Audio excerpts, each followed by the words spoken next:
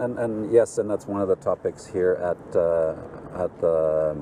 WEF has been, what is that outlook for the future? And I think while there are positive signs and hope, for example, hopefully some new bridges over the last few weeks between China and U.S., so there's some positives. There are still a number of topics that are worrying, that kind of dampen the outlook. But I would say that long term, I'm optimistic, especially when it comes to Asia, especially when it comes to countries like Indonesia, like Southeast Asia. We live in a part of the world where ASEAN, Indonesia is expected more than 5% next year, right? China 6%, and China at 6% adds the size of Australian economy every year. India, so these are much higher growth rates in our part of the world than anywhere else. I think the rest of the world would love to see those growth rates that we actually, we're sad when it's only 5, right? And we do see that there are many forces that are driving that higher growth in Asia in particular. We see increasing consuming class, right? People that, therefore middle class. The middle class is growing. We see increase in urbanization.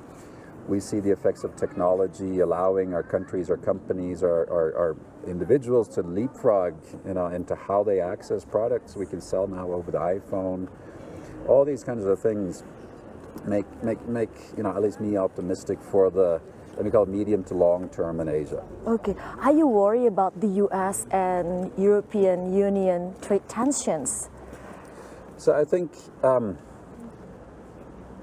yes, I'm worried, but listen, I think we have to keep two thoughts in mind at the same time. I am worried about some of these geopolitical tensions that we've seen over the last couple of years, but it's not only geopolitical, it's the trade tensions that we see, a potential, some people here talk about a technology Cold War. So yes, I am worried about those things, but I also, what I've seen that, over time, and I hope especially in Asia, countries, they find pragmatic solutions, and I hope that we're going to see that. They'll find their way. So, as you mentioned before, you are optimistic about Asia, and you also say that Asia is the center of gravity, especially Southeast Asia. Can we talk more about Indonesia? What do you think are the potentials of Indonesia that can make Indonesia grow more than 5% this year in 2020? Well, first of all, I'm a big fan of Indonesia, and one of my colleagues years ago wrote a book called Unleashing Indonesia. I've spent a lot of time in Indonesia, and I love spending time there. Listen, I think Indonesia, and there's optimism in Indonesia, and I think there's more optimism now. At least, correct me if I'm wrong. The new government is going to try different things and try to attract even more capital.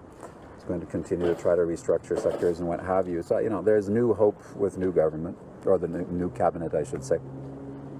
To me, it's important that, continue focusing on some of these sectors.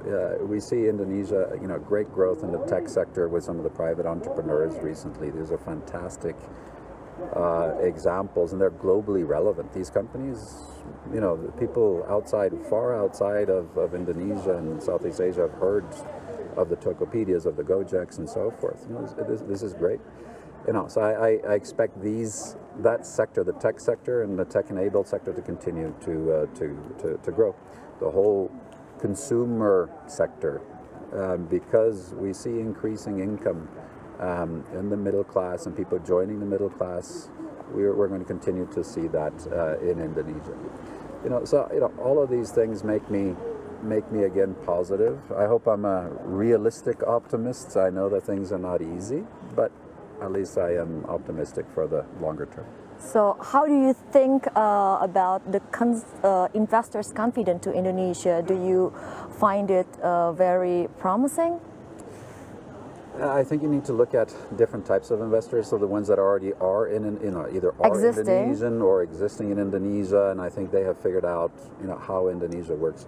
What I do find is that many MNCs or foreign companies that are looking at investing in Indonesia, they find it complicated. They don't understand how things work. So that sometimes scares them off. There's sometimes a sense that, there's an Indonesian network of companies and of people, an Indonesian way of doing things, and they don't understand that.